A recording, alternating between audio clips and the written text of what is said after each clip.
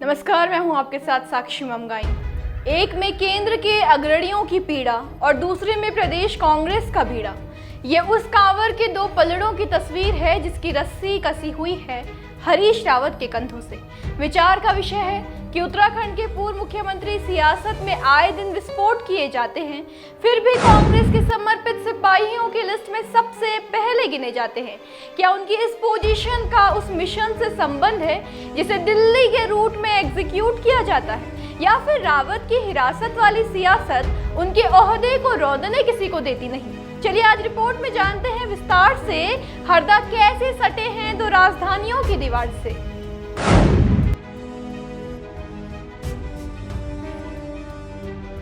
पहले तो खबर की उबर उत्तराखंड से दिल्ली कैसे पहुंच गई वो समझे। दरअसल इन दिनों हरीश रावत शीर्ष नेतृत्व के सिर पड़ी आफत से निपट रहे हैं।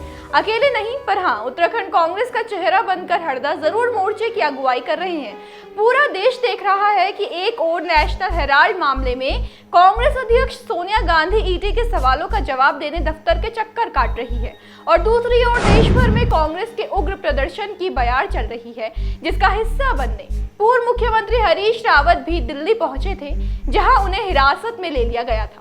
खास बात यह है कि इस गिरफ्तारी को बेहद होशियारी से रावत ने पेश किया और तानाशाही की स्याही लोकतंत्र के मायने बदल रही है, ये संकेत दे डाला।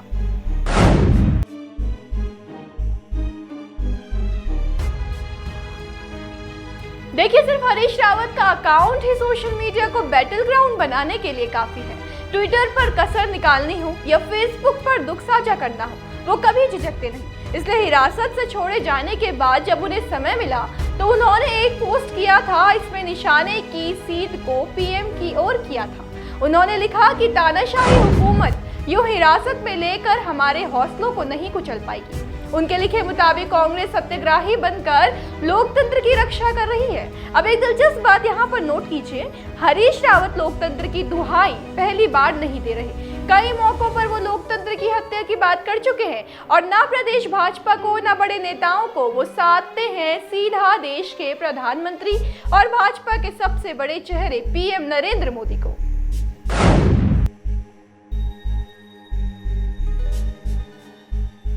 उत्तराखंड में रहकर प्रदेश भाजपा पर हरदा बयानों के तीखे तीर छोड़ते कई बार नजर आते हैं, और क्योंकि राज्य में कांग्रेस के सबसे तजर्बाकार नेताओं में है तो उनका हर बार स्वाभाविक भी लगता है। पर आलाकमान की जगह इन कद्दावर का केंद्र की लड़ाई में पड़ना वो थोड़ा अटपटा है। वो भी तब जब हरीश रावत सिर्फ उत्तराखंड की राजनीति पर ध्यान देने की बात कर चुके हैं। विधानसभा चुनावों से पहले पंजाब से अपनी जिम्मेवारियों को यही कहकर त्यागा था कि अब अपने प्रदेश पर समय निवेश करना है, तो फिर बार बार पीएम मोदी के साथ बयानों की लड़ाई में क्यों लचते हैं हरदा?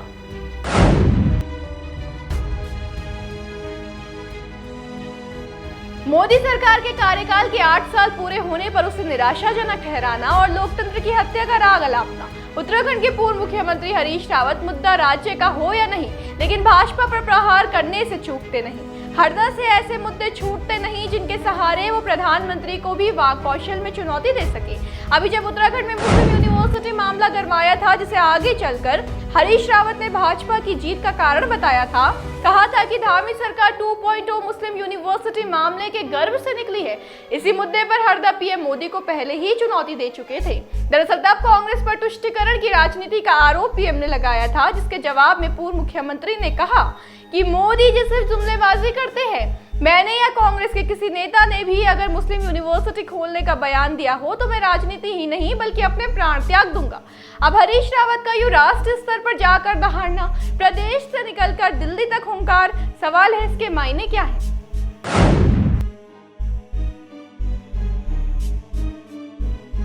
आपकी जानकारी के लिए बता दें कि बीते रोज पूर्व मुख्यमंत्री हरीश रावत हरिद्वार पहुंचे, जहां वो कहते दिखे कि केंद्र सरकार अपनी जिद में विपक्ष की आवाज को दबाने की कोशिश कर रही है। केंद्र सरकार पर पूर्व मुख्यमंत्री जमकर बरसे।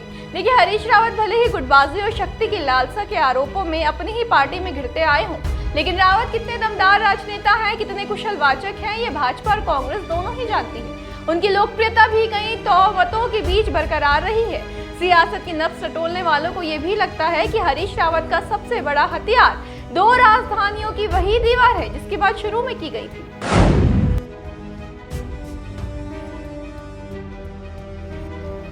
ऐसे समय में जब उत्तराखंड कांग्रेस प्रदेश के दायरे में रहते हुए राष्ट्रीय अध्यक्ष सोनिया गांधी का समर्थन कर रही है, सिर्फ हरदा का देश की राजधानी दिल्ली जाकर बाकी प्रदर्शनकारियों के साथ शामिल होना पार्टी में उनकी वरीयता, उनकी वरिष्ठता भी बताता है और पार्टी के लिए उनकी निष्ठा को भी दर्शाता है। लेकिन देहरादून में रहकर तो रावत सियासत में तूफान मचाते ही रहते हैं। साथ ही दिल्ली तक उनका सफर शीर्ष नेतृत्व के नजरिए पर सकारात्मक असर ना डाले, ये मुमकिन नहीं। अब यह कांग्रेस हाईकमान की पीड़ा दूर करने का बीड़ा अगर हरदा उठाएंगे तो पार्टी में तरजीह तो पाएंगे।